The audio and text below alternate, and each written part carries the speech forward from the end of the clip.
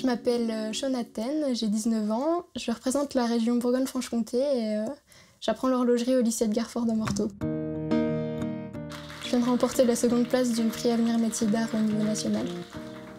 Une immense joie parce qu'on s'y attend pas forcément, même si on l'espère. C'est la reconnaissance du travail fourni et de l'investissement. J'espère que la personne la plus fière de ce prix, ce sera mon maître de stage, Yosuke Sekiguchi.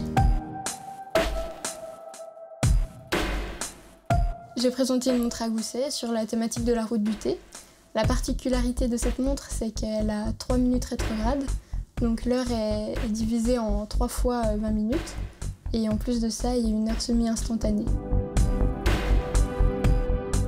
La difficulté dans cette montre, c'est que ça a été un système qui n'avait jamais été exploité avant. Au début, les gens ont été un peu sceptiques. Et là, j'ai rencontré mon fameux maître de stage, mon sensei, comme je dis, c'est maître en japonais. Lui, il s'est assis, il a regardé et il m'a dit c'est possible et on va le faire. Ce projet, ça a été une obsession magnifique. J'ai découvert l'horlogerie assez petite. Je me souviens, c'était un voyage que j'avais fait à Prague et là, j'ai vu l'horloge astronomique. Et bon, plus on est petit, plus c'est grand. Et je m'étais toujours dit qu'un jour, j'essaierais de comprendre comment ça fonctionne. J'ai fait un CAP de 2 ans en horlogerie. J'ai obtenu le prix d'un des meilleurs apprentis de France. Ensuite, j'ai fait 2 années de BMA. Et là, je commence le DMA. La prochaine étape, j'aimerais bien entrer dans une école d'ingénieur.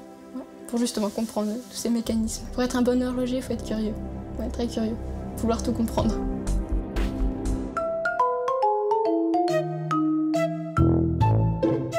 L'alliage entre tradition et innovation.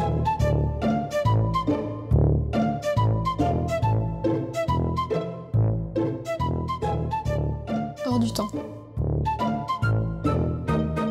Fromage et dessert.